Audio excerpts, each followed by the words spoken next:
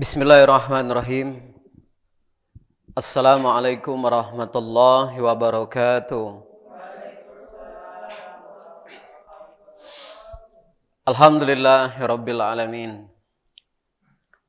Alhamdulillahilladzi arsala rasulahu bil huda wa dinil haqq liyusirahu 'alad dini kullihi walau karihal musyrikun. Alhamdulillahilladzi anzala 'ala 'abdihil kitaba wa lam yaj'al lahu 'iwaja.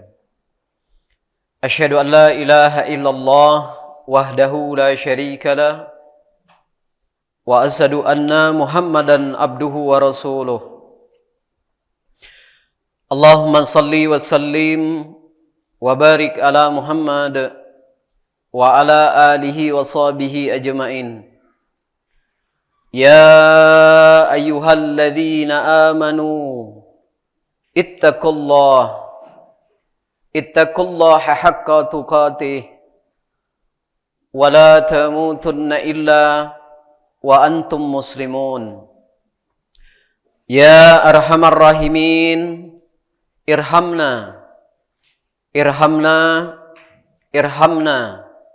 ya dzal jalali wal ikram. Alhamdulillah, mari kita panjatkan puji syukur kehadirat Allah Subhanahu wa taala.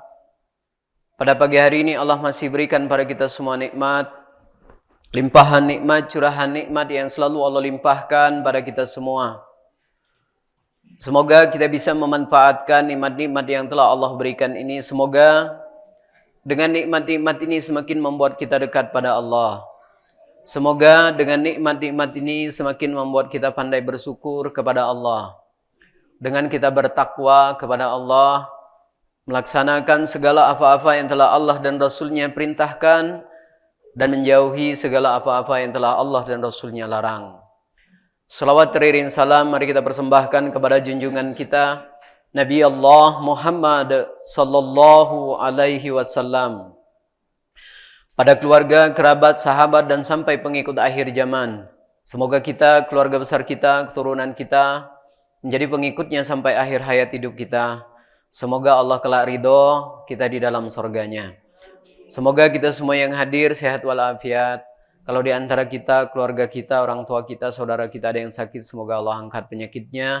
Allah kabulkan doanya, Allah kabulkan hajatnya. Semoga Allah berkenan menerima semua amal-amal kita. Semoga Allah memberikan taufik dan hidayahnya pada kita semua. Pada orang tua kita, saudara kita, anak-anak kita, semoga Allah memberikannya. Allah mudahkan kita untuk menerima hidayah Allah. Allah mudahkan kita membaca Quran. Allah mudahkan kita memahami Quran. Allah mudahkan kita mengamalkan Quran. Allah mudahkan kita menghafal Quran, mengajarkan Quran. Semoga kita semua istiqomah di dalam kebaikan. Semoga Allah memberikan ilmu yang berkah pada kita semua, ilmu yang semakin membuat kita dekat, taat, patuh kepada Allah Subhanahu wa taala.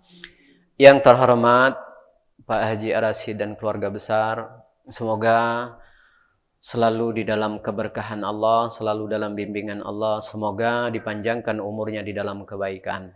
Juga yang kami hormati jamaah kajian Ahad subuh ya, Al-Furqan, semoga kita semua mendapatkan keberkahan dari Allah Subhanahu wa taala, selalu dalam bimbingan lindungan Allah Subhanahu wa taala. Bapak Ibu yang dimuliakan Allah, tema kita hari ini sesuai dengan yang disampaikan oleh Ustadz tadi, kita akan membahas tema tentang kebahagiaan seorang beriman. Nah, di antara cita-cita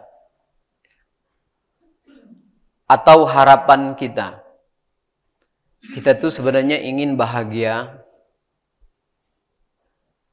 Bahkan di konsep Islam itu sendiri ada jaminan bahagia itu dunia akhirat, hakiki. Nah, untuk mendapatkan itu semua, mungkin sudah banyak hal yang sudah kita lakukan selama kita hidup ini. Kita berharap kalau kita sudah punya gelar banyak, kita akan bahagia. Ternyata kalaupun ada itu hanya sedikit kebahagiaan yang didapat. Ada yang menempuhnya dengan harapan kalau nanti sudah rezeki yang melimpah, harta yang banyak, punya kedudukan, harapan nanti bisa bahagia. Ternyata itu pun ada, tapi tidak sesuai yang diharapkan. Jadi mungkin selama ini sudah banyak cara, banyak hal yang kita lakukan untuk mendapatkan kebahagiaan itu sendiri. Ternyata kadang-kadang sampai hari ini pun belum terjawab, ya, belum didapatkan kebahagiaan yang sesuai dengan kita inginkan. Maka dari itu Bapak Ibu yang dimuliakan Allah, kebahagiaan yang hakiki, kebahagiaan yang sebenarnya itu adalah milik Allah. Sesuatu yang ada di sisi Allah. Maka dari itu, apapun yang kita inginkan di sisi Allah itu, entah itu kebahagiaan, entah itu rahmatnya Allah, entah itu kedudukan, harta, ilmu, tapi yang bisa membawa kita kebahagiaan yang hakiki dunia dan akhirat, tidak akan pernah didapat. Sesuatu yang di sisi Allah itu, kecuali dengan ketaatan. Tidak akan pernah didapat kecuali dengan ketaatan. Nah, apalagi kita sebagai manusia tentu banyak harapan kepada Allah. Di antaranya kita pengen bahagia dunia akhirat. Setelah kita mendapatkan itu semua, tentu ada keinginan. Kalaupun kita bisa bahagia dunia dan akhirat, kita ingin. Kalau bisa sekeluarga besar pun bahagia dunia dan akhirat. Kita banyak harapan dengan Allah, dapat ampunan, dapat rahmat Allah, ya kan, surganya Allah. Nah, ya ketahuilah, semua yang ada di sisi Allah itu tidak akan pernah kita dapat. Tidak akan pernah kita raih kecuali dengan ketaatan. Kuncinya.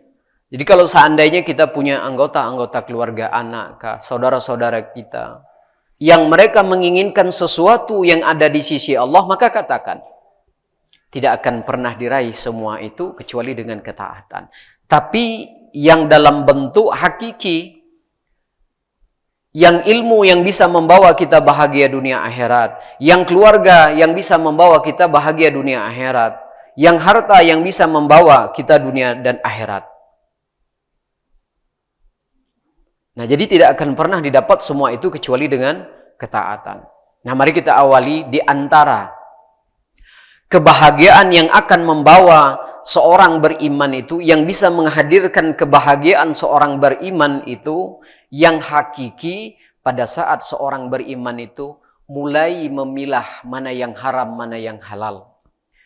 Dia sudah mulai memahami mana yang hak, mana yang batil. Dan dia mengikuti kebenaran itu, dan dia meninggalkan kebatilan yang Allah dan Rasulnya haramkan, maka akan terciptalah kebahagiaan yang hakiki. Mari kita awali kajian kita pagi ini dengan Quran surah ke-6, ayatnya 104. Quran surah ke-6, ayatnya 104. A'udzu billahi minasy syaithanir rajim. Qad ja'akum basairu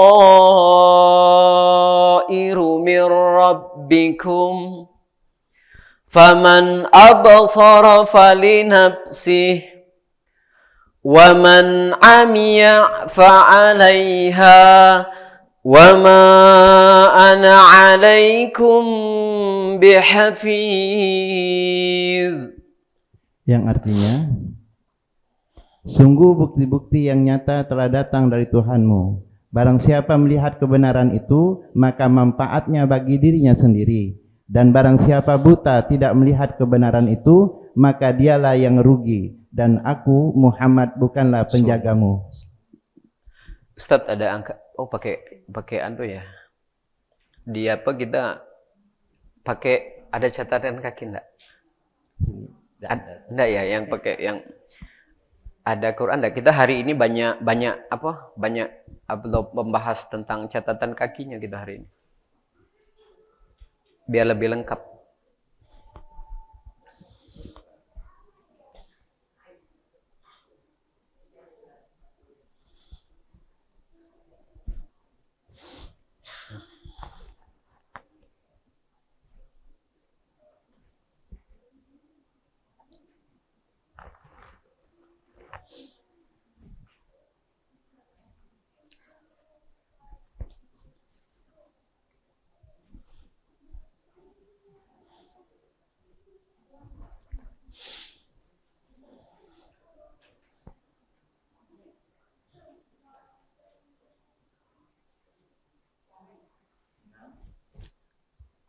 Seratus empat.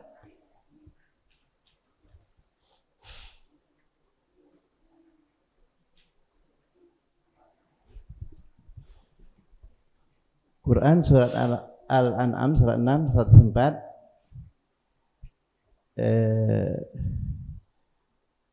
Sungguh bukti-bukti yang nyata telah datang dari Tuhanmu. Barang siapa melihat kebenaran itu, maka manfaatnya bagi dirinya sendiri, dan barang siapa buta tidak melihat kebenaran itu, maka dialah yang rugi, dan aku Muhammad bukanlah penjagamu.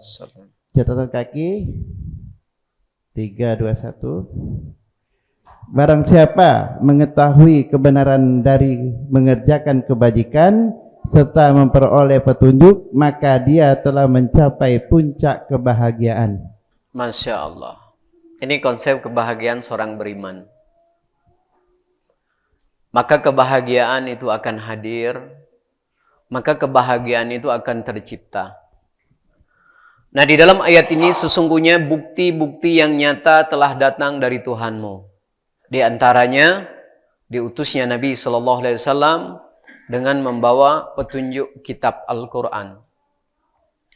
Makanya di antara mukjizat yang sampai hari ini bisa kita rasakan yaitu Al-Quran. Di antara mukjizat yang sampai hari ini masih kita bisa lihat. Bahkan mungkin kita sudah merasakan keajaiban Al-Quran. Satu-satunya kitab yang sudah berulang kali kita baca kemudian ingin membacanya lagi cuma Quran. Kalau yang lain belum tentu. Selesai kita baca maka dia akan menjadi koleksi. Selesai kita baca dia akan jadi koleksi. Tidak untuk Quran. Di antara keajaiban, kehebatan Al-Quran, mukjizatnya itu kita selalu ingin mengulang. Kalau yang lain mungkin ada periode. Ada periodenya. Tapi Quran tidak. Dari zaman dulu sampai hari ini diwariskan pun tidak ada yang mengatakan bosan membaca Quran. Itu di antara mukjizat yang dimiliki Al-Quran. Dan ini termasuk bukti nyata. Sekalipun kita tidak hidup di zamannya Nabi SAW, tapi kita bisa melihat bukti. Di antaranya adalah Al-Quran. Nah kemudian selanjutnya barang siapa yang melihat kebenaran itu. Karena Al-Quran pembeda mana yang hak, mana yang batil. Ini kalau kita pengen tahu apa saja yang Allah haramkan. Kalau kita pengen tahu apa saja yang Allah halalkan. Maka di antaranya ada di dalam Al-Quran. Tapi kalau kita pengen tahu apa yang Nabi SAW anjurkan, mana yang tidak dianjurkan, maka kita harus mempelajari sunnah Nabi SAW. Nah, di antara kebenaran itu ada di dalam Quran. Maka di dalam ayat ini, barang siapa yang bisa melihat kebenaran itu. Karena ada orang yang tidak bisa melihat kebenaran. Ada orang yang tidak bisa membedakan mana yang hak, mana yang batil. Maka di antara cara kita untuk membedakan mana yang benar, mana yang salah, untuk membedakan mana yang harus kita ikuti, mana yang tidak harus kita ikuti, di antara caranya kita mempelajari Al-Quran. Di antara. Yang kedua, hadis Nabi SAW. Pembeda. Nah, kemudian di catatan kakinya, barang siapa yang bisa melihat kebenaran itu, kemudian dia mengikuti kebenaran itu, maka dia akan merasakan puncak dari kebahagiaan itu. Dan ini di antara cara orang-orang beriman kalau ingin mendapatkan kebahagiaan yang hakiki. Tidak akan pernah didapat sekalipun kita memiliki apa yang kita inginkan di dunia ini. Tapi kita tidak bisa membedakan mana yang hak, mana yang batil. Kebahagiaan seorang beriman itu saat dia hidup dengan petunjuk Allah. Kebahagiaan seorang beriman itu saat dia berhukum dengan hukumnya Allah. Seorang beriman itu akan merasakan bahagia saat dia hidup seperti yang Nabi Shallallahu Alaihi Wasallam contohkan. Maka akan hadirlah kebahagiaan. Maka akan terciptalah kebahagiaan yang sebenarnya. Kalaupun kita mengartikan kebahagiaan itu ada pada harta dan kedudukan kita saat ini, kurang apa kayanya Qarun di dalam Quran. Tapi kekayaannya tidak menghadirkan kebahagiaan yang hakiki. Kalaupun kita anggap kekuasaan yang bisa menghadirkan kebahagiaan, yang bisa menciptakan kebahagiaan, kurang apa kekuasaannya Fir'aun. Tapi itu semua tidak mendatangkan kebahagiaan. Makanya kalau cuma sekedar dunia, orang di luar agama Islam pun Allah kasih. Nah, konsep Islam, semua yang ada itu hanya sekedar penambah. Karena kalaupun seandainya apa yang ada saat ini kita harapkan kebahagiaan dari itu, maka tidak akan terlahir yang namanya kebahagiaan. Maka tidak akan pernah dirasakan yang namanya kebahagiaan. Tapi seketika apa yang sudah kita miliki saat ini, kemudian kita diberikan oleh Allah pertolongan untuk mengetahui mana yang hak, mana yang batil, maka Allah jamin siap-siap dapat puncak dari kebahagiaan. Kebahagiaan seorang beriman saat dia mulai mengetahui mana yang benar, mana yang salah. Ajaran yang benar, ajaran yang salah, dan dia mengikuti kebenaran itu, maka akan tercipta kebahagiaan yang sebenarnya. Tapi kebahagiaan yang seperti ini tidak bisa kita ceritakan. Karena kebahagiaan yang satu ini hanya untuk pribadi. Makanya syaratnya harus mengikuti kebenaran. Kemudian yang kedua, maka barang siapa yang buta tidak melihat kebenaran itu, maka itu kerugian baginya sendiri. Jadi konsep yang pertama kebahagiaan seorang beriman itu, syarat yang pertama dia harus mengetahui mana yang benar, mana yang hak. Saat dia mengikuti kebenaran, meninggalkan yang tidak baik, maka disitulah akan lahir kebahagiaan. Makanya di antara cara-cara Allah untuk memberikan kebaikan kepada seseorang, Allah akan mulai pahamkan dia perkara-perkara agama. Bahkan nikmat yang paling sempurna itu di dalam Al-Quran surah Al-Maidah, pada hari ini aku cukupkan nikmatku kepadamu, maka hari ini aku ridhoi Islam itu menjadi agamamu. Nikmat yang paling besar di antara yang Allah berikan kepada hambanya ternyata bukan harta dan kedudukan. Saat dia diberikan harta dan kedudukan, maka belum sempurna nikmat yang Allah berikan kepadanya. Tapi saat Allah berikan dia kedudukan dan kekayaan, kemudian dia Allah berikan pengetahuan, pendalaman tentang agama, maka sempurnalah nikmat yang Allah berikan kepada seseorang itu. Artinya ada di petunjuk Allah.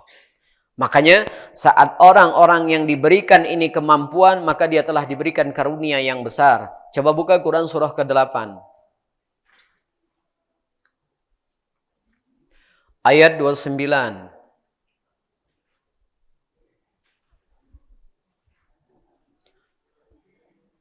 Surah ke-8 An-Anfal. Ayatnya 29.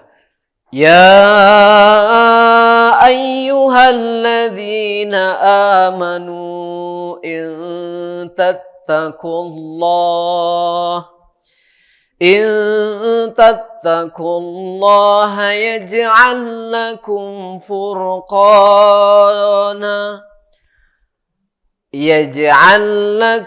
furqana wa yukaffir ankum sayyiatikum wa yaghfir lakum. Wallahu dzul fadlil azim. yang artinya, wahai orang-orang yang beriman, jika kamu bertakwa kepada Allah, niscaya Dia akan memberikan furqan, kemampuan membedakan antara yang hak dan yang batil kepadamu dan menghapus segala kesalahanmu dan mengampuni dosa-dosamu. Allah memiliki karunia yang besar. Quran surah ke-8 ayat 29, wahai orang beriman. Ini kalau bahasa kitanya, kalau kamu pengen sesuatu kepada Allah, menginginkan apa yang ada di sisi Allah, Allah minta apa? Bertakwalah kamu dengan Allah. Beramallah dengan beramal takwa. Kita tuh kadang-kadang udah beramal, tapi tidak beramal dengan amalan takwa. Kita sholat, tapi kita masih ngingkarin Allah. Kita udah sedekah, tapi kita masih melakukan apa yang Allah larang. Beramal, tapi tidak beramal dengan amal takwa. Tidak ada amalan yang paling baik, kecuali beramal dengan amalan takwa. Sampai-sampai Allah menyanjung orang-orang yang beramal dengan amal-amal takwa. Inna akramakum indallahi atqakum. Allah puji orang-orang yang beramal dengan amalan takwa. Makanya di antara sunnah Nabi Sallallahu Alaihi Wasallam, Nabi Sallallahu Alaihi Wasallam pernah ditanya tentang siapa yang paling banyak amalan-amalan yang memperbanyak masuk ke sorga. Di antaranya adalah amalan takwa yang paling banyak memasukkan ke dalam sorga. Yang kedua, akhlak.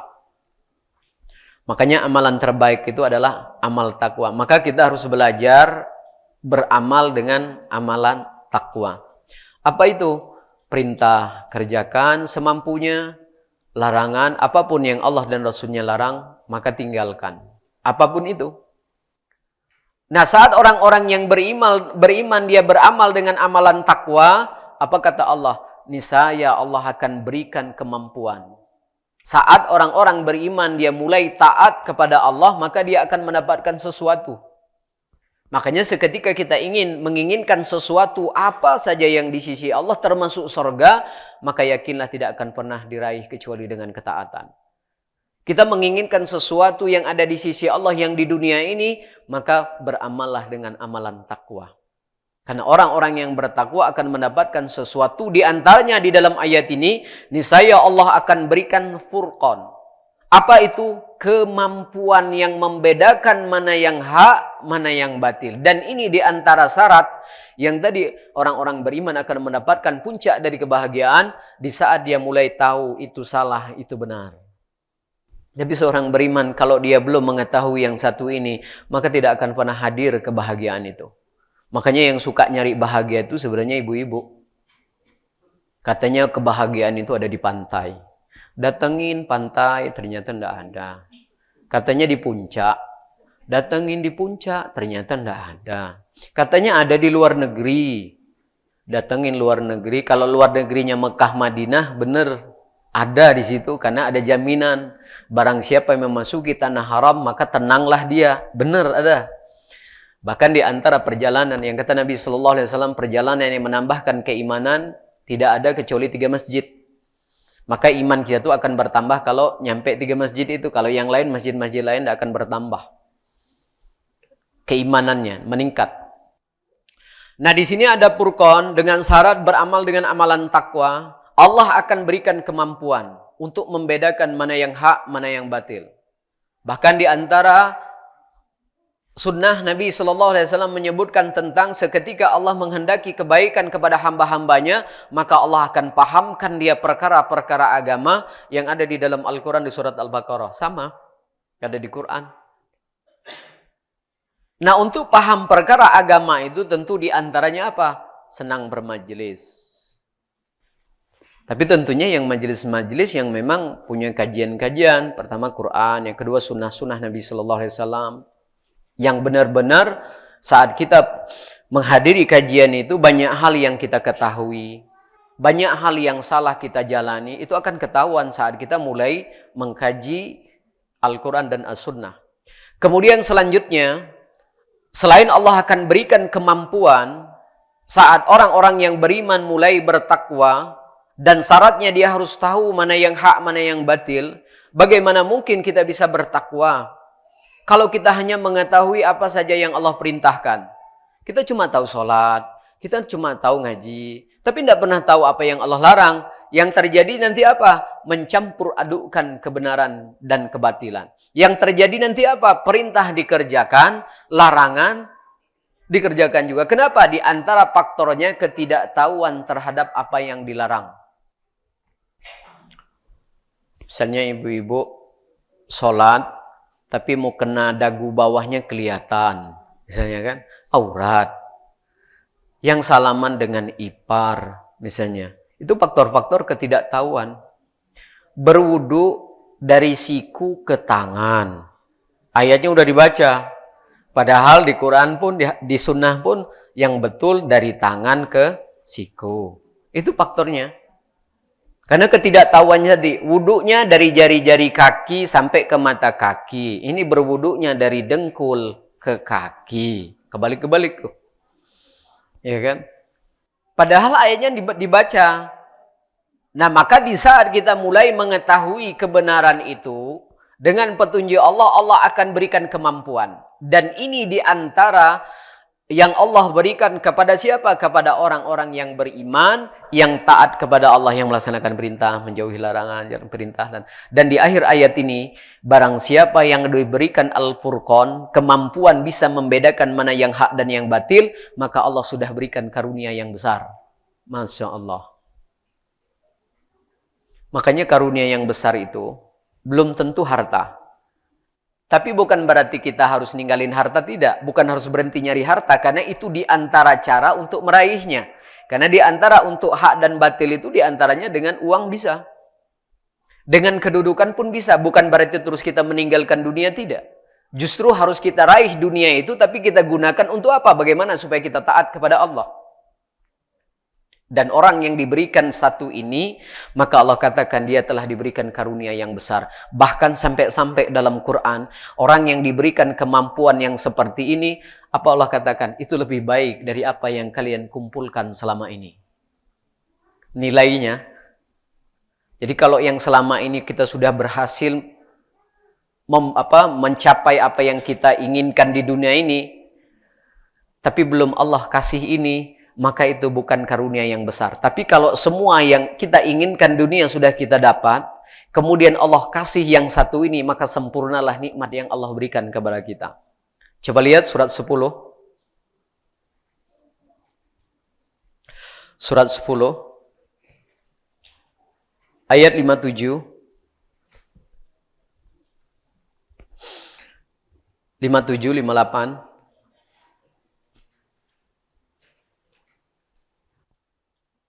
Ya ayyuhan nasu qad ja'atkum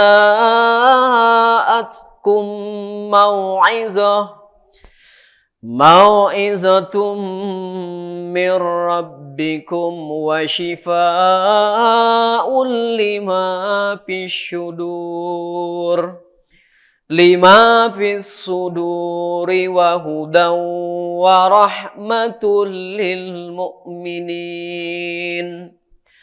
Qul bi fadlillahi wa bi rahmatihi fa bidzalika falyafrahu huwa khairum mimma yajma'un.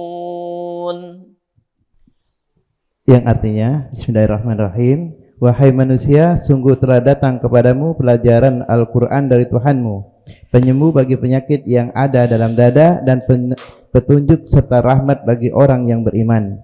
Katakanlah Muhammad, dengan karunia Allah dan rahmatnya, hendaklah dengan itu mereka bergembira, itu lebih baik daripada apa yang mereka kumpulkan. Masya Allah, itu lebih baik dari apa yang kalian kumpulkan. Makanya karunia di antara karunia yang besar yang Allah berikan kepada hamba-hamba yang beriman saat dia Allah berikan kemampuan. Atau yang disebut dari Furqan untuk membedakan mana yang hak, mana yang batil. Mana ajaran yang harus diikuti, mana ajaran yang harus tidak diikuti. Mana yang harus kita lakukan, mana yang tidak harus kita lakukan. Maka saat itulah kebahagiaan seorang beriman itu akan tercipta. maka kebahagiaan itu akan lahir dengan apa yang sudah kita miliki saat ini. Bapak Ibu yang dimuliakan Allah, di dalam Quran surah ke-57, surat 10 ayat 57, wahai manusia, sungguh telah datang kepadamu pelajaran Al-Quran dari Tuhanmu. Quran ini inti sarinya adalah pelajaran. Makanya saat Quran itu kita pelajari, dia akan menjadi arahan hidup. Makanya Quran itu kalau kita pelajari, dia akan menjadi nasihat hidup. Quran kalau kita pelajari, dia akan menjadi apa? Barometer kebenaran seseorang. Benar atau tidak. Mula dia akan terukur. Nah, yang luar biasanya kalau kita mempelajari Quran, materinya langsung dari Allah. Materinya langsung dari Allah kalau kita belajar Quran. Bukan dari siapa-siapa, bukan. Makanya sampai Nabi SAW memuliakan orang yang belajar dan mengajarkan Quran. Khairukum man ta'alamal Quran. Dimuliakan. Belum lagi yang di dalam hadis Nabi yang lain, barang siapa yang duduk di rumah Allah, kemudian mereka membaca Quran dan mentadaburinya, turun malaikat menaungi mereka. Yang pertama Allah akan berikan melalui malaikat itu apa? Ketenangan. Makanya di antara kebahagiaan, ketenangan seorang beriman itu di mana tempatnya? Di majlis taklim. Bahkan Nabi SAW memberikan gambaran majlis ilmu yang ada di dunia itu di antara nanti yang akan menjadi taman-taman sorga. Jadi Bu, kalau kita pengen bahagia, sering-sering datang ke majlis. Jangan datang ke mall. Yang kalau mall itu buat susah malah. Jangan datengin pasar, sekali-sekali aja datengin pasar. Tempat bahagianya seorang beriman itu di majlis taklim. Belum tentu kita bisa merasakan setenang ini selain dari majelis taklim, ya kan? Kita bisa merasakan ketenangan, ya, untuk sementara. Tapi kalau udah keluar dari masjid, tidak percaya saya bisa ada ketenangan, ya. Jadi yang pertama tentu Al-Quran, yang kedua tentu hadis Nabi Sallallahu Alaihi Wasallam. Wahai manusia, sesungguhnya telah datang kepadamu pelajaran Al-Quran. Nah, kalau Al-Quran itu kalau kita pelajari, dia akan menjadi penyembuh. Kita akan mulai tahu mana yang boleh, mana yang tidak. Kita mulai tahu mana yang haram, mana yang halal. Ya. Selain dia akan menjadi penyembuh penyakit, ya, penyakit apa yang dimaksud? Tentu adalah penyakit hati. Di antara cara kita membersihkan hati kita itu di antaranya adalah majelis taklim. Karena Nabi SAW menjamin di dalam jiwa manusia itu ada segumpal darah yang kalau itu bersih, maka semua akan menjadi baik. Tapi itu semua juga kotor. Dalam Quran surah 84, perbuatan mereka lah yang mengotori hati mereka. Yang kata Nabi SAW, setiap dosa anak cucu Adam itu menitik di dalam hatinya akan menjadi mahkota hitam. Yang semakin lama kotor, maka hati itu akan menjadi gelap. Yang dalam Quran surat Al-Baqarah, khatamallahu ala qulubihim wa ala sam'ihim wa absarihim. Jadi pengaruh hati itu kuat. Nah, makanya di antara kebahagiaan seseorang itu saat hatinya mulai membaik dari penyakit-penyakit hati, iri, dengki. Nah, di antara penyembuhnya yang bisa menyembuhkan, membersihkan hati itu di antaranya adalah majelis taklim. Karena dia akan menjadi penyembuh penyakit-penyakit hati. Penyakit hati itu timbul dari mana? Selain dari memang bawaan, yang kedua timbulnya karena dosa-dosa yang selama ini kita kerjakan. Nah, dengan cara majelis ini, di antaranya dia akan menjadi penyembuh. Kemudian yang selanjutnya, penyakit yang ada di dalam dada. Kemudian Quran kalau kita pelajari, dia akan menjadi petunjuk hidup kita. Hidup kita akan mulai terarah setelah kita ngaji banyak hal yang selama ini kita kerjakan, mulai kita tinggalkan. Yang selama ini kita anggap benar, ternyata kita mulai tahu, ternyata itu salah. Artinya, banyak perubahan-perubahan di dalam diri kita. Walaupun tidak instan, perubahan itu. Pelan tapi pasti, akan merubah di antara satu-satunya kitab yang bisa merubah karakter seseorang, satu-satunya kitab cuma Quran. Orang yang jahat, kalau dekat dengan Quran, siap-siap jadi orang baik. Siap-siap jadi orang baik. Makanya kalau kita udah ngaji, Bu, siap-siap jadi orang. Jadi kalau kita ngaji itu nak kemana, Bu? Nak belajar jadi orang baik.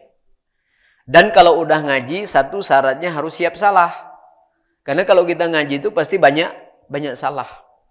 Nanti ini salah, itu salah, itu salah. Nah, di saat itu kita mulai mengetahui kebenaran, banyak mengetahui di diri kita yang salah, maka di antara syarat untuk mendapatkan kebahagiaan yang hakiki, sudah kita dapat. Dan apalagi kalau seandainya kita sudah mulai mengetahui kebenaran, kemudian kita mengikuti yang benar itu, maka kebahagiaan, puncak dari kebahagiaan akan kita raih. Kemudian di ayat berikutnya, katakanlah Muhammad, dengan karunia Allah dan rahmatnya hendaklah mereka itu bergembira. Di antara yang mendatangkan kebahagiaan, ya, di antaranya yaitu dengan mempelajari Al-Quran. Di antara cara mendapatkan kebahagiaan. Karena di sini Allah katakan apa? Katakanlah Muhammad SAW, dengan karunia Allah dan rahmatnya, hendaklah dengan itu mewakilkan namanya Quran. Karena Allah tuh kadang-kadang pakai di Qurannya. Kadang-kadang Allah di Quran pakai dia. Di sini setelah Allah bahas di atasnya Quran, hendaklah dengan itu, maksudnya dengan Quran, hendaklah mereka itu dengan Quran mereka bergembira. Yang akan mendatangkan kebahagiaan seorang beriman saat dia mulai dekat dengan Al-Quran. Akan lahirlah kebahagiaan. Kenapa? Karena saat dia mulai dekat dengan Quran, maka dia akan mulai mengetahui apa yang Allah haramkan, apa yang Allah halalkan. Mulai tahu. Bahkan Allah katakan, itu lebih baik dari apa yang kalian kumpulkan selama ini. Masya Allah. Makanya di antara karunia besar yang Allah berikan kepada orang-orang beriman, dia sudah mulai memilah. Dia mulai tahu mana majelis taklim yang harus diikutinya, mana majelis taklim yang tidak harus diikutinya. Karena tidak semua majelis loh yang harus diikutin. Kalau majelisnya sudah pakai musik-musik, jelas-jelas dicampur dengan seperti itu, diawali dengan seperti itu, mungkin tidak layak kita hadiri. Yang kalau cuma sekedar nyanyi-nyanyi di dalam majelis, mungkin cukup disaksikan saja tanpa harus kita ikuti. Jadi orang beriman pun untuk dalam memilih ilmu yang dia ambil dipelajari, mungkin sudah mulai memilah. Kalau selama ini mungkin semua majelis taklim kita hadiri, ya, belum bisa memilah mana yang harus kita hadiri, termasuk hajatan-hajatan. Selama ini semua yang penting berdalil wajib, ya kan? Kalau diundang datengin semua, karena belum bisa memilah. Saat kita punya pengetahuan tentang hal ini, ada yang harus kita hadiri, ada yang tidak harus kita hadiri, ya kan? Sama sebentar lagi 17 Agustus, jangan lagi terjebak kita sebagai orang tua. Kenapa? Tidak semua harus kita sumbang. Kenapa? Karena di dalam Al-Quran, keamanan suatu negeri itu atas karunia Allah. Kemerdekaan yang Allah berikan di suatu negeri itu di antara karunia yang Allah berikan kepada suatu negeri. Nah, berapa banyak yang hari ini ada negeri yang ingin merdeka tapi Allah belum berikan? Di antara karunia yang besar yang Allah berikan keamanan di suatu negeri. Tapi banyak, terutama kita di Indonesia, memperingati 17 Agustus itu dengan hal-hal yang Allah haramkan. Ya, itu bukan malah bersyukur, tapi malah kufur. Di antaranya permainan yang diharamkan, panjat pinang. Yang nonton nanti ibu-ibu itu. Yang manjat pinangnya itu biasanya bapak-bapak. Nggak ada yang pakai baju gamis itu. Nggak ada. Nanti kalau pemainnya naik ke atas, ibu mati naik ke atas. Nanti kalau turun, naik, turun. Nggak capek itu. Yang dilihat aurat. Kalau yang sumbangan yang seperti ini diminta, jangan kasih, Bu, Pak. Kenapa? Karena dalam Al-Quran siap-siap dapat dosa jariah. Bukan dosa satu, tapi dosa jariah. Jangan dikasih sumbangan. Tidak apa-apa dikatain pelit, ibu pelit. Untuk urusan dosa saya harus pelit. Ibu banyak mikir. Iya, kalau untuk urusan dosa saya harus banyak mikir. Tapi kalau untuk urusan yang baik, saya tidak mikir-mikir. Ayatnya ada. Wasari'u. Iya, tapi kalau untuk hal-hal yang diharamkan Allah dan Rasulnya, saya harus kikir, saya harus hitungan, saya harus pelit. Jangan bilang saya tidak enak sama Bu RT. Karena dalam Quran surat 45, 17, 18, mereka tidak akan pernah meringankan azabmu di hadapan Allah nanti. Yang nanggung tetap kita. Jadi perhatikan, sebentar lagi di Indonesia akan merayakan katanya hari kemerdekaan. Kalau acara-acara perlombaannya banyak bertentangan dengan syariat, ada tarik tambang ibu-ibu, ya panjat pinang, ya intinya yang haram, joget-joget, maka jangan sekali-sekali sumbang. Kalau disumbang maka siap-siap ibu akan menanggung semua dosa mereka. Bukan dosa orang satu. Kenapa? Di Quran surat An-Nisa. Barang siapa yang menolong dalam kebaikan maka dia mendapat pahala yang sama. Tapi barang siapa yang menolong dalam keburukan maka dia mendapat dosa yang sama. Nauzubillah, semua dosa pemain, semua dosa penonton akan ditanggung siapa? Yang nyumbang cuma 5.000. Tanggung semua. Nah, jadi jangan kejebak. Kalau kita tidak pernah mengerti mana yang hak, mana yang batil, maka yang terjadi kita suka terjebak di dalam maksiat. Kita tidak melakukan itu. Kenapa? Karena kita tidak mengetahui mana yang hak, mana yang betul. Makanya di antara kebahagiaan yang akan membawa kebahagiaan yang hakiki itu, di antaranya syarat yang pertama kita harus tahu mana yang hak, mana yang batil. Cukup sudah selama ini. Setiap tahun kita mendapatkan dosa jariah. Kenapa? Dengan cara memfasilitasi lomba-lomba yang itu diharamkan di dalam syariat. Silahkan buat permainan, silahkan buat perlombaan, tapi dengan yang betul-betul tidak bertentangan dengan syariat. Cukup sudah selama ini kita panen-panen dosa karena sedekah. Tidak semua sedekah yang mendatangkan pahala jariah. Kadang-kadang sedekah pun mendatangkan dosa jariah. Kalau perbuatan-perbuatan yang diharamkan kita fasilitasi, maka siap-siap dapat dosa jariah. Nah, di antara untuk memilah itu, kita harus punya pengetahuan tentang mana yang hak, mana yang batil. Kemudian selanjutnya, maka terciptalah kebahagiaan seorang beriman saat dia mulai mempelajari petunjuk Allah. Jadi yang pertama itu petunjuk Allah tentu. Nah setelah petunjuk ini, kalaupun ada perintah ibadah, kita tidak akan pernah bisa sholat kalau tidak melihat Nabi Shallallahu Alaihi Wasallam. Kita tidak akan pernah bisa berpuasa bagaimana puasa itu kalau tidak melihat Nabi Shallallahu Alaihi Wasallam. Tidak akan pernah sama tidur kita dengan Nabi kalau kita tidak pernah mempelajari sunnah Nabi Shallallahu Alaihi Wasallam. Tentu yang dimaksud ini Al-Quran dan As-Sunnah. Kemudian selanjutnya, yang kedua, setelah mengetahui kebenaran itu, maka barang siapa yang mengikuti kebenaran, meninggalkan yang batil, maka kebahagiaan yang hakiki yang sebenarnya itu akan terlahir dan tercipta. Yang hakiki, setelah kita tahu kebenaran dan ikuti. Nah dalam hal ini tentu nanti banyak hal yang harus kita korbankan saat kita hanya mau mengikuti kebenaran. Berapa banyak nanti teman yang harus kita tinggalkan. Jangan khawatir, itu pengorbanan di jalan Allah. Karena Allah berjanji, apapun yang kita korbankan untuk menegakkan hukum Allah, apapun yang kita korbankan saat kita untuk menegakkan kewajiban kita kepada Allah, Allah berjanji Allah akan ganti dengan yang lebih baik.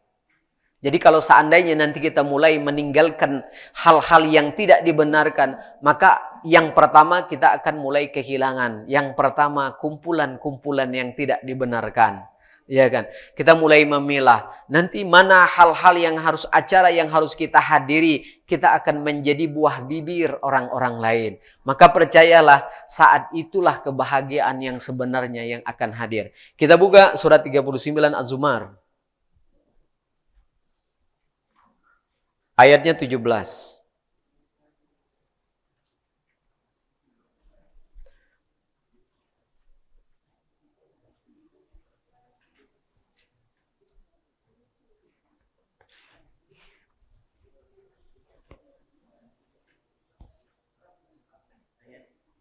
Ayatnya 17.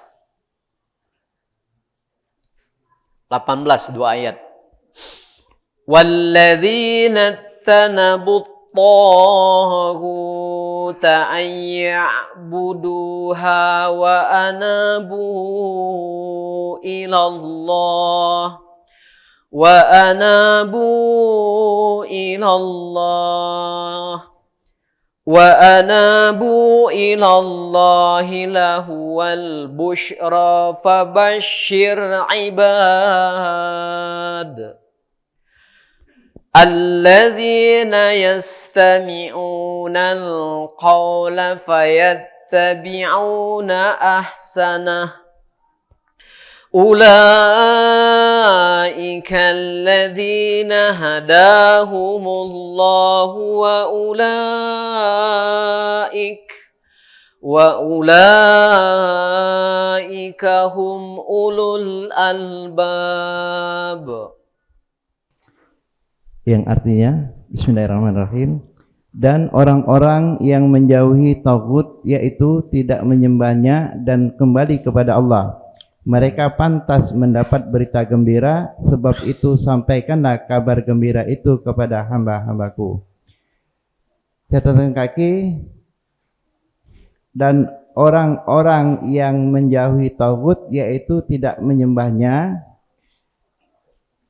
761. Taghut adalah setan, dan apa saja yang disembah selain Allah ada taghut. Kemudian 18 yang artinya, yaitu mereka yang mendengarkan perkataan lalu mengikuti apa yang paling baik di antaranya. Mereka itulah orang-orang yang telah diberi petunjuk oleh Allah, dan mereka itulah orang-orang yang mempunyai akal sehat. Insyaallah. Catatan kaki, mereka yang mendengarkan perkataan lalu mengikuti apa yang paling baik di antaranya. 162. Mereka yang mendengarkan ajaran-ajaran Al-Quran dan ajaran-ajaran yang lain, tetapi yang diikutinya ialah ajaran-ajaran Al-Quran, karena ia adalah yang paling baik. Masya Allah. Mereka mendengarkan ajaran Quran. Kalau Quran tidak terpisah dengan hadis Nabi Sallallahu Alaihi Wasallam, karena di antara sebagian tafsir Quran ada di dalam hadis Nabi Sallallahu Alaihi Wasallam. Walaupun kadang-kadang Al-Quran dijelaskan Al-Quran itu sendiri ada. Jadi kadang-kadang ayat pertama dijelaskan oleh ayat yang kedua. Misalnya, innamal mu'minuna alladhina idza dzukirallahu wajilat qulubuhum. Maka tafsirnya di ayat berikutnya. Dan yang paling sahih cara menafsirkan Quran itu tentu langsung dari Allah. Makanya kadang-kadang ada ayat yang memang sudah Allah tafsirkan di ayat-ayat berikutnya. Kemudian yang kedua, nafsirkan Quran tentu di dalam hadis Nabi Sallallahu Alaihi Wasallam. Jadi yang dimaksud dengan ajaran Quran tentu tidak terpisah antara Al-Quran dan As-Sunnah. Kemudian di ayat yang ke-17, dan orang-orang yang menjauhi taghut. Apa itu taghut? Taghut itu yang pertama adalah setan. Setan nanti terbagi menjadi dua kelompok. Setan yang dari jin, yang kedua setan yang dari manusia. Karena ada ayat minal jin, yang paling berbahaya bukan dari setan kelompok jin, yang paling berbahaya setan yang dari manusia. Kenapa? Kok paling berbahaya? Kalau setan yang dari kelompok jin, itu cuma bisik-bisikin Pak Haji. Bu Haji juga cuma dibisik-bisikin, Mbak Haji capek, nggak usah ngaji, bisik. Kalau yang dari manusia, bukan hanya bisik-bisikin, diajak, kalau ndak mau dijemput. Coba. Tante, hari Ahad kita senam di Kambang Iwa ya. Aduh kayaknya ndak bisa, ngapo, katik kendaraan, udah tak jemput. Coba.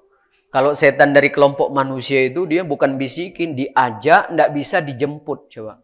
Kalau setan dari dari jin tuh ndak bisa jemput dia. Ya paling memang bisik-bisikin. Kita ta'awuz, insya Allah Allah tolong kan. A'udzubillahi minasyaitonirrajim, insya Allah beres, Allah tolong. Tapi yang kalau dari manusia ta'awuz ndak mempan. Ya. Diajak tante nanti kita karaoke ya. Auzubillahiminasyaitonirrajim. Oh enggak ngaruh. Nanti udahlah tak jemput, tak bayarin. Oh coba jemput bola deh. Makanya lebih berbahaya tuh dari kelompok manusia itu. Nah jadi yang dimaksud ini nih, yang ini juga nih. Bukan hanya yang dari jin juga, karena yang lebih berbahaya dari manusia. Nah orang yang menjauhi togut yang pertama apa? Setan. Setan tentu yang pertama dari kelompok jin, yang kedua dari manusia. Nah siapa yang jauhin ini? Ini butuh pengorbanan ini. Ya, orang yang mau ninggalin ini karena dia tahu itu misalnya tidak boleh, ajakan mereka ini pasti tidak benar dan ditinggalkan itu. Apa kata Allah? Kabarkan gembira buat mereka. Ini kabar gembira buat orang-orang beriman. Mereka akan mendapatkan orang yang meninggalkan tauhid dan tidak mengikutinya, termasuk dari ajakan-ajakan minal jinnati wan nas, mereka ninggalkan itu. Allah katakan berikan kabar gembira buat mereka. Di antara cara menghadirkan kebahagiaan kita sebagai orang beriman saat kita mulai meninggalkan yang haram. Kita sudah mulai meninggalkan apa yang Nabi SAW larang, maka kebahagiaan itu akan hadir di dalam hati kita. Yang sebenarnya ndak usah pergi jauh-jauh kalau memang pengen kebahagiaan yang sebenarnya. Kemudian yang kedua, taugut itu apa saja? Selain dari setan, dari kelompok jin dan dari manusia, yang kedua apa saja yang disembah? Yang masih diyakini itu bisa mendatangkan manfaat, yang masih diyakini itu mendatangkan mudarat selain dari Allah, maka tinggalkan, maka kebahagiaan akan hadir. Di antara contoh, ada yang masih percaya ada bulan-bulan sial. Apa tuh? Bulan Hapit dianggap bulan sial. Nah, tinggalin. Bohong itu. Ada lagi yang anggap pernikahan ibadah itu sial. Kenapa? Nikahnya dalam 1 tahun lebih dari 1 dianggap sial. Makanya ada larangan. Di masyarakat itu tidak boleh nikahin anak dalam 1 tahun lebih dari 1. Dianggap sial tuh pernikahan. Yang namanya ibadah tidak ada sial.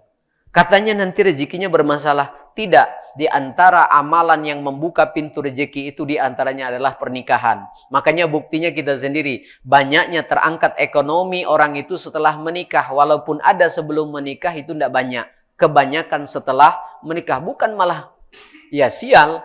Ada lagi seorang yang ninggalkan itu semua, Allah akan berikan kebahagiaan. Ada lagi yang dianggap sial. Yang suka jualan kalau belum penglaris tidak mau sedekah. Ya kan?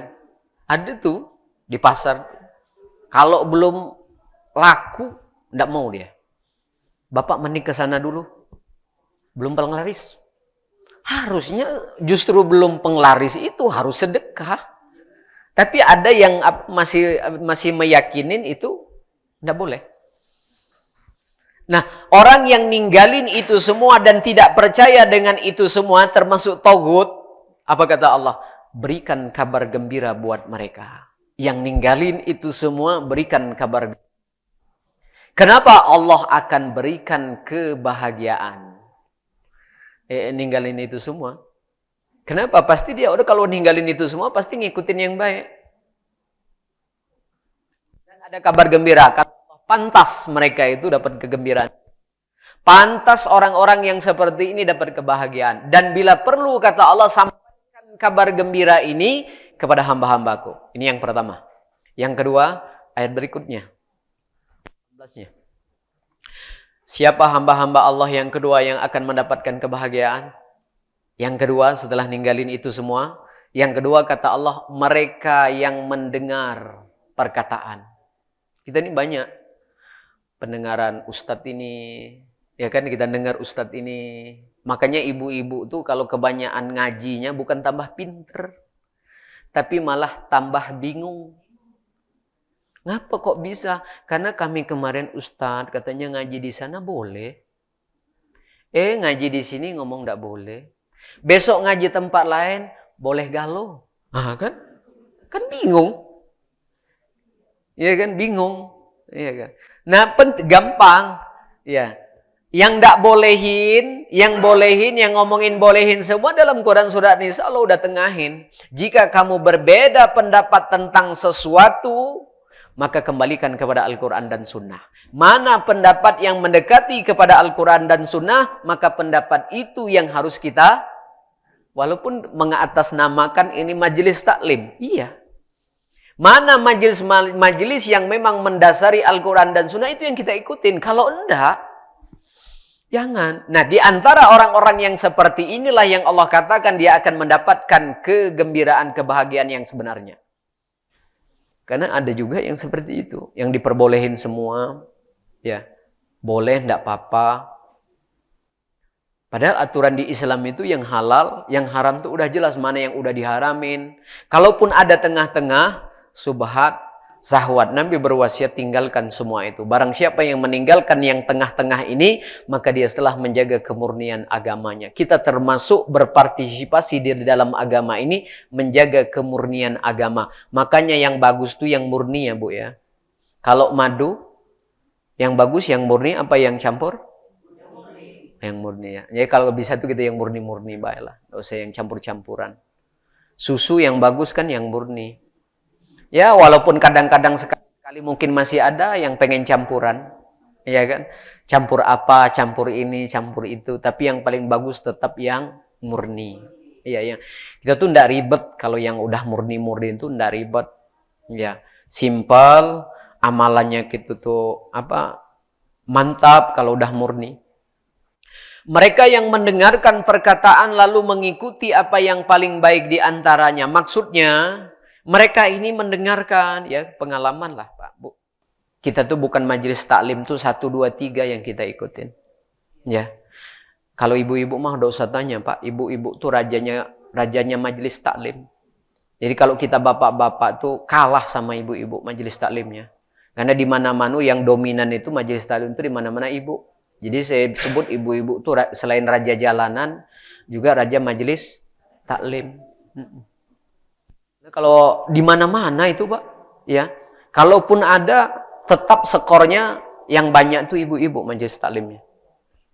Nah, mereka itu orang-orang yang akan mendapatkan petunjuk dari Allah. Siapa mereka? Mereka mendengarkan ajaran-ajaran Quran. Tapi mereka juga ikut juga ajaran-ajaran, mendengar ajaran-ajaran yang lain. Ya kan? Tapi yang mereka ikuti ajaran Al-Quran dan Sunnah. Kenapa? Terbaik.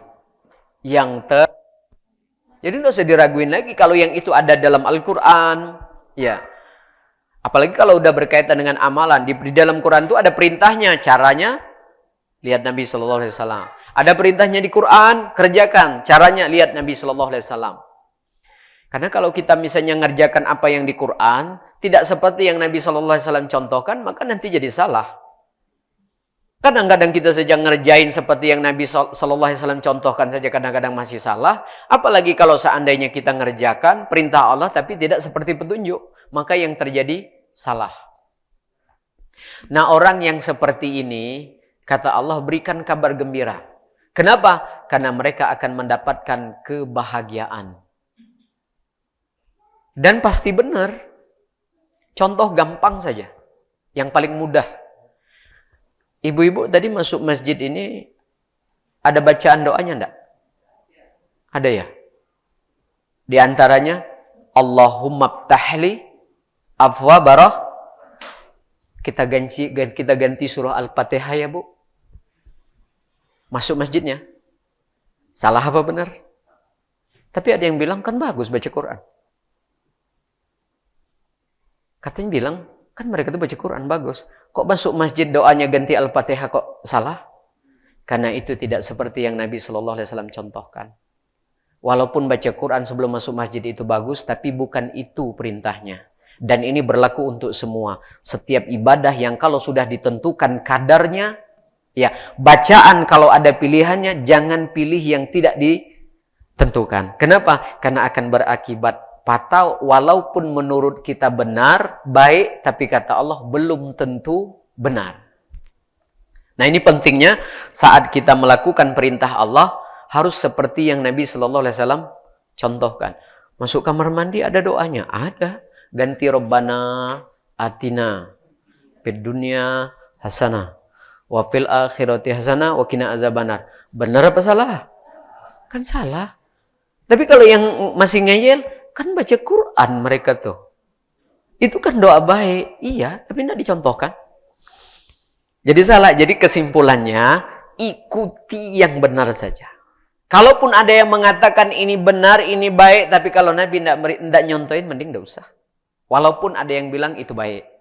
Karena ini prinsip untuk mendapatkan kebahagiaan yang hakiki, yang sebenarnya. Di antara syaratnya harus mengikuti kebenaran. Sebelum mengikuti kebenaran harus punya pengetahuan yang hak dan yang batil. Buka surat Al-Fatihah ayat 6 dan 7. Surat 1 ayatnya 6 dan 7. Ihdinas siratal mustaqim. Siratal ladzina an'amta 'alaihim ghairil maghdubi 'alaihim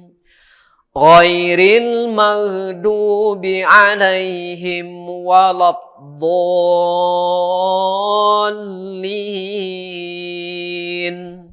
Yang artinya, bismillahirrahmanirrahim, tunjukilah kami jalan yang lurus. Catatan kaki, jalan yang lurus yaitu jalan hidup yang benar, yang dapat membuat bahagia di dunia dan di akhirat. Masya Allah. Yaitu jalan orang-orang yang telah engkau beri nikmat kepadanya, bukan jalan mereka yang dimurkai dan bukan pula jalan mereka yang sesat. Catatan kaki, mereka yang dimurkai adalah mereka yang sengaja menentang ajaran Islam. Mereka yang sesat adalah mereka yang sengaja mengambil jalan lain selain ajaran Islam. Subhanallah. Ada kebahagiaan di ayat yang ke-6. Tunjukkan kepada kami jalan yang lurus. Butuh bimbingan Allah. Butuh hidayah Allah.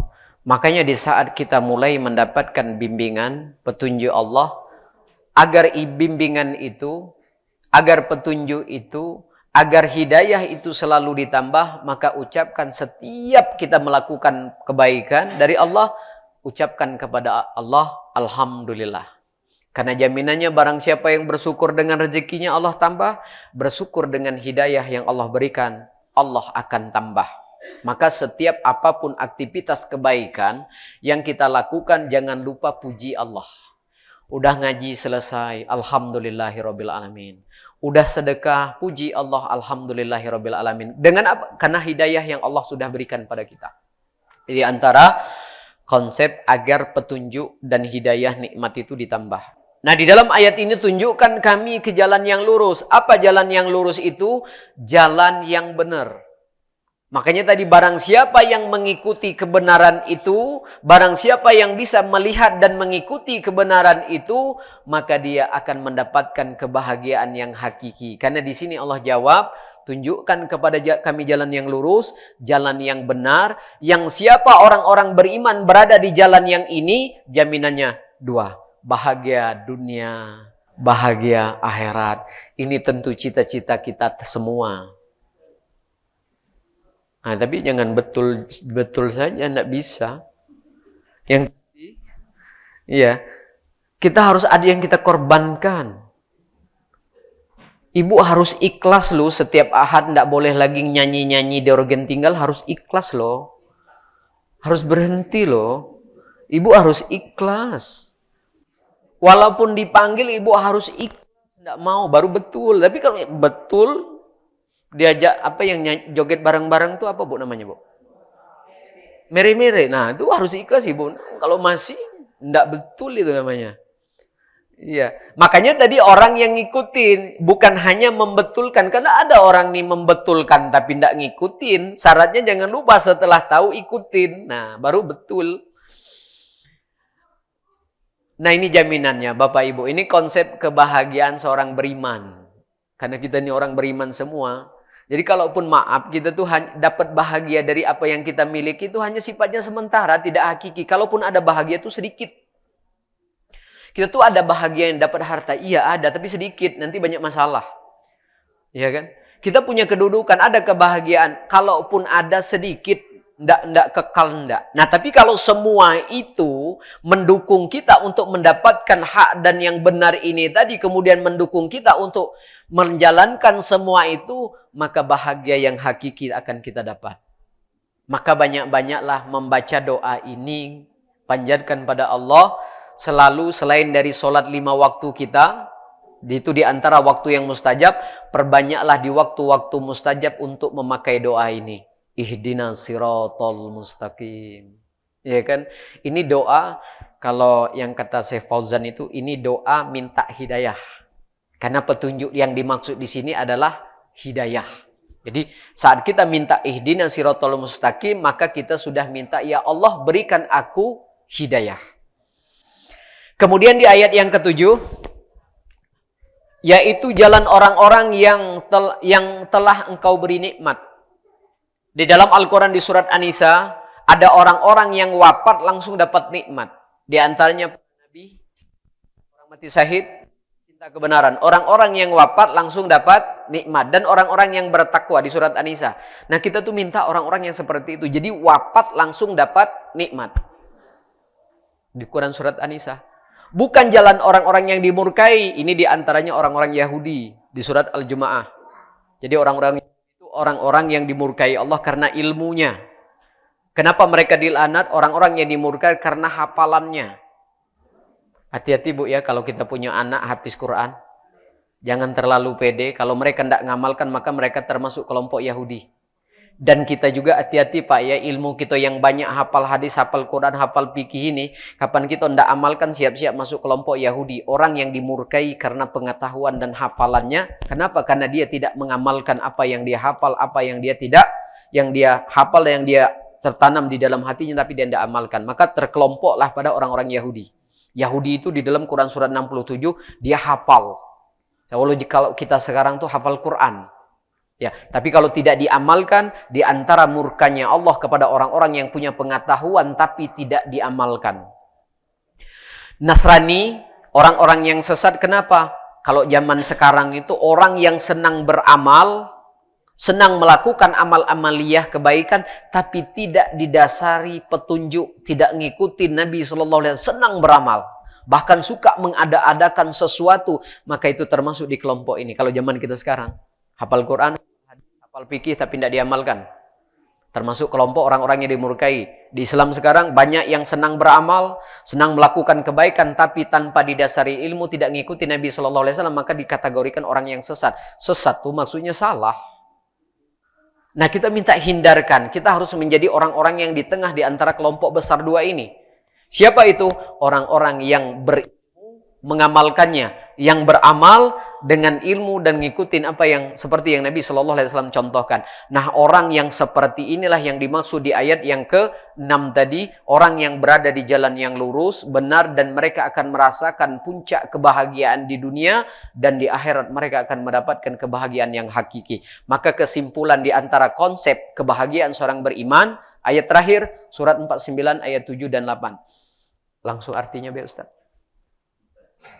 Surat 49 ayat 7 dan 8. Ayat terakhir 49 ayat 7 dan 8.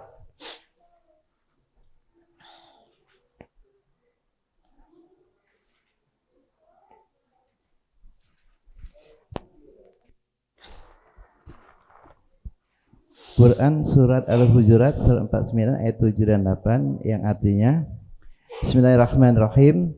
Dan ketahuilah bahwa di tengah-tengah kamu ada Rasulullah SAW. Kalau dia menuruti kemauan kamu dalam banyak hal, pasti kamu akan mendapatkan kesusahan.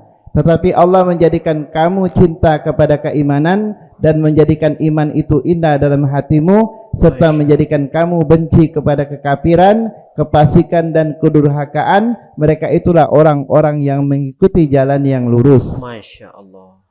Sebagai karunia dan nikmat dari Allah, dan Allah Maha mengetahui, Maha bijaksana. Kesimpulannya, di antara cara mendapatkan kebahagiaan yang pertama, mulai cinta kepada kebenaran dan mulai membenci kekafiran, mulai benci kepada kedurhakaan, tentunya kepada Allah, Rasul, dan mungkin orang-orang yang dimuliakan, khususnya orang tua atau suami, ya kan? Benci kepada kefasikan. Nah, orang yang ini tergambarlah orang-orang yang sedang berada di jalan yang lurus. Ya, kalau mulai ada orang-orang yang sudah mulai meninggalkan hal-hal yang Allah haramkan, maka orang-orang itu sebenarnya sudah mulai menata dirinya untuk berada di jalan yang sebenarnya. Tapi Bapak Ibu yang dimuliakan Allah, hal yang ini memang butuh pengorbanan. Mulai dari perasaan, kita akan kehilangan orang-orang yang selama ini menjadi aset kita, ya kan? Kita akan mulai kehilangan orang-orang yang selama ini dekat dengan kita.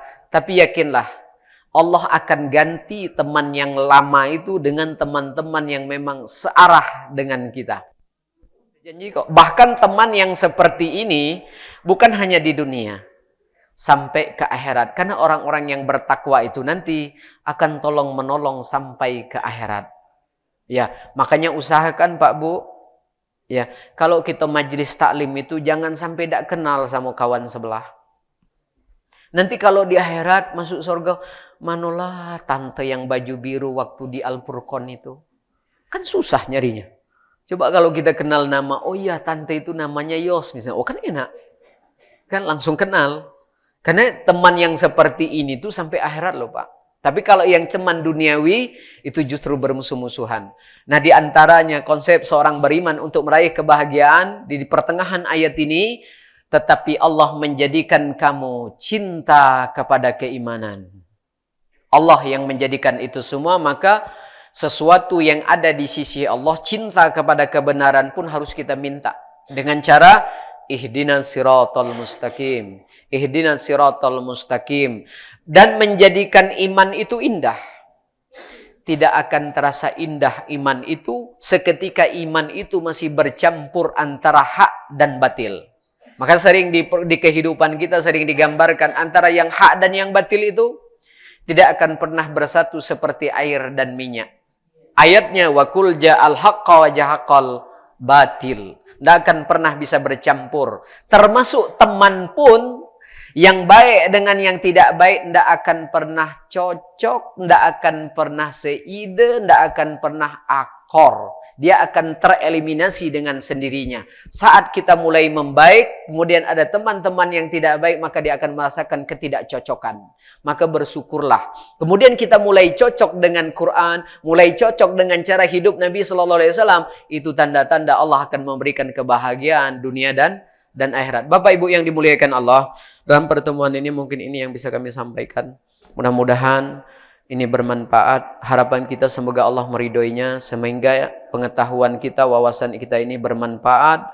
Karena seketika Allah meridhoinya, maka akan bertambah iman dan takwa kita kepada Allah Subhanahu wa taala. Subhanakallahumma wa bihamdika asyhadu an la ilaha illa anta astaghfiruka wa atubu ilaik. Alhamdulillahirabbil alamin.